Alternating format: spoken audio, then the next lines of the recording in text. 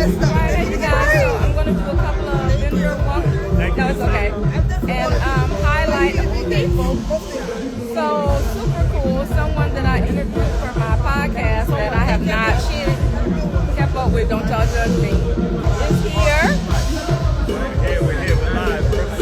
Yes. Check us out, Restoration Plaza.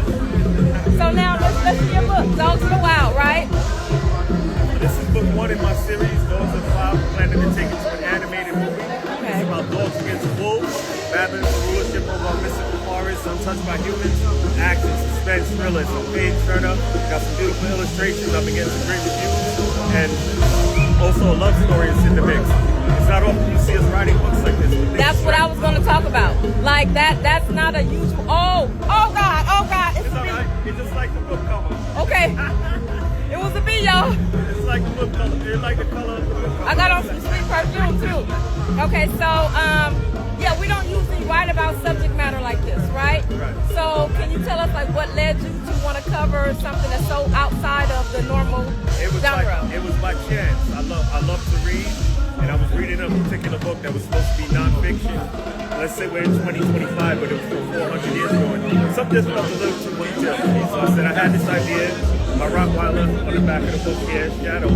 And I'm not a dog lover per se. I love my dog. Okay. But if you're walking down the street with your dog, I'm not like, oh, he's so beautiful. You know, I just stick to my dog. And I had an idea. I've always been fascinated by wolves. So I put it together and I realized I was actually very good at it.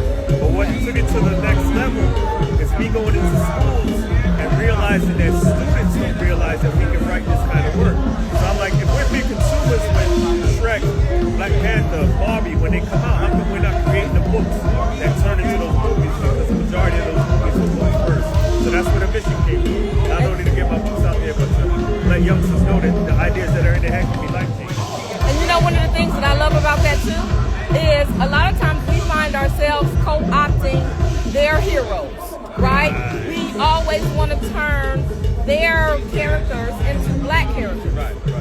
And we have everything we need to create our own characters. That's the part that I love about what you're doing and what you're teaching. Okay? Create our own characters, we can create our own amusement parks. Yes. You know, I don't want to see a black Superman. I'm fine with the way Superman is. I'm fine with the way Batman is because I know I can create my own character. Yes. But it's just that representation matters. That. So the youngsters, they don't see anybody that sat in the same seats that they sat in, that lived where they live, doing this kind of work, so they don't know that they can do it. Right. You know, and now they see Kevin Blaze, they say, all right, Kevin is doing it, I know I can do it as well. So it's a big mission, and now is the time to do it. They need new ideas, they need new ideas. People are tired of the remakes, they're tired of the branch off characters, Right. they're tired of the franchises, they want new stuff. So. And we have AI now, so we're unlimited, right? Well, with You know, AI, you have to be careful.